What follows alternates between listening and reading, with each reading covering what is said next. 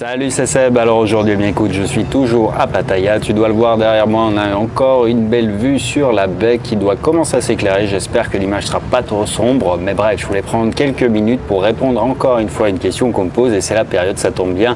C'est qu'est-ce que je fais pour les fêtes en Asie? Qu'est-ce qu'on fait d'une manière générale? Parce que moi, c'est un cas. Et puis il y a beaucoup de gens que ça peut intéresser. Et peut-être que tu te poses cette question. Eh bien, ici, il faut dire un truc, c'est que même si tu as les décorations dans tous les centres commerciaux, même si tu as les sapins Noël, même si tu as un peu tout le côté commercial qui a été repris finalement et que tu retrouves, enfin tu vois, c'est une bonne occasion de vendre. Donc évidemment, tu as des paquets cadeaux, tu as les Pères Noël, tu as les sapins partout.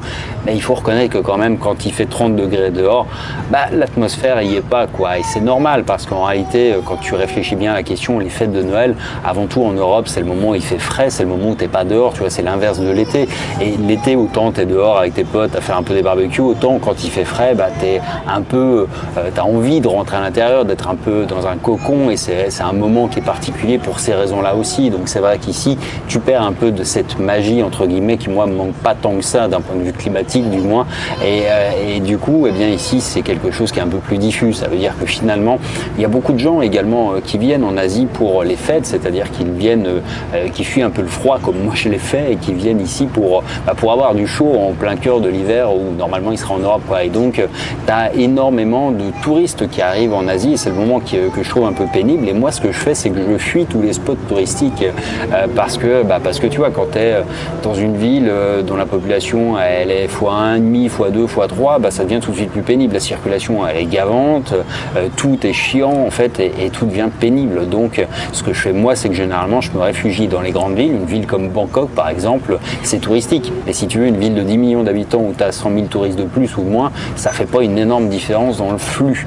En revanche, quand tu es dans des endroits, encore une fois, tu as une population qui est multipliée par 2 ou par 3, évidemment, ça devient tout de suite beaucoup plus compliqué. Les routes sont encombrées, les supermarchés sont pleins, il faut faire la queue partout. Bref, c'est chiant et c'est pour ça que je m'en vais. Donc, généralement, du 15 décembre au 15 janvier, je fuis un peu tout ce qui est touristique pour me réfugier dans des endroits qui sont plus grands et où, effectivement, Noël et le jour de l'an, c'est pas un truc c'est pas une grande fiesta. Tu as un peu l'esprit.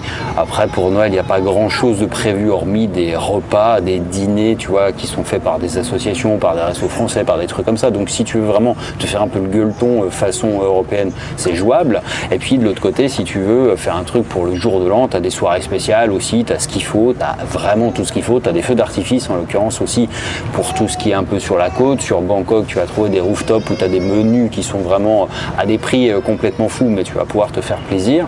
Et effectivement, tu peux retrouver un petit peu ces trucs-là, mais maintenant, c'est vrai qu'en Asie, il faut reconnaître que c'est pas le moment où en fait tu vas t'extasier le plus, quoi, parce que il faut aussi dire que quand tu es un peu en vacances toute l'année, dans le sens où tu vis en Bermuda, donc si tu veux, c'est pas du tout la même logique que de te dire voilà, en Europe tu as 15 jours de vacances, c'est le moment où tu vas pouvoir te mettre, tu vois, bouffer un peu au coin de la cheminée, profiter peut-être pour faire un peu de ski, de trucs comme ça. Ici ça n'existe pas, donc ça modifie effectivement la manière avec laquelle on appréhende cette période. Ceci étant, si tu veux faire du ski, je le rappelle souvent, il y a des spots où tu peux faire du ski en Asie, pas très loin. Il y a de la neige en Chine, il y a de la neige de temps en temps au Vietnam et même dans le nord de la Thaïlande. Il y en a eu quelques années en arrière, il y a 5-6 ans quand je suis arrivé à Chiang Mai, t'en trouves également au Japon, enfin tu vois, tu peux aller en Australie faire du ski, enfin bref, si tu veux faire du ski c'est possible, mais moi c'est pas mon délire et en réalité moi je suis très bien au Bermuda comme le reste de l'année, c'est un choix, encore une fois je peux comprendre que ça manque à certains, comme cette période un peu particulière que peut être Noël et le jour de l'an. Pour moi à vrai dire ça n'a pas une énorme importance et c'est vrai que je préfère être dans des endroits un peu plus tranquilles à l'écart des touristes. Enfin, quand je dis ça, tu vois, Bangkok, c'est pas vraiment non plus forcément le meilleur exemple. Mais ceci dit, c'est une manière comme une autre d'appréhender cette période-là quand tu es en Asie, encore une fois. Maintenant, si tu cherches vraiment, tu as des soirées, encore une fois, et puis tu as ce qu'il faut pour faire, quoi.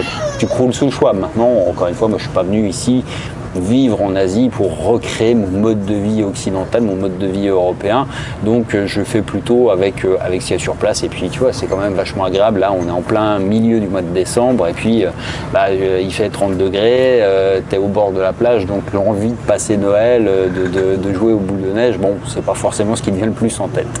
Bref, voilà pour cette vidéo. Maintenant, si ça t'intéresse, tu trouveras un lien dans la description qui va te permettre de t'inscrire à la carte postale. La carte postale, c'est en fait eh bien, une communication qui se veut, mais qui se voudra quotidienne, du moins quand j'aurai un peu plus le temps de m'en occuper vraiment, dans lequel je partage, tu vois, des vidéos privées, des vidéos que j'ai pas envie de mettre sur YouTube, ou de les mettre en public, du moins, des hacks, des astuces, des trucs, les endroits où je me déplace, éventuellement même, tu vois, si tu es dans la région, peut-être que je te dirai que je passe à tel endroit et que s'il y a des gens qui sont dispo dans le coin, eh bien, ça sera le moment pour aller prendre un verre. Donc voilà, un peu tout ça. Donc si tu veux faire partie de cette communauté, encore une fois, c'est gratuit. Je t'invite à retrouver le lien dans la description pour t'y inscrire et je te dis à très bientôt dans la prochaine. Ciao.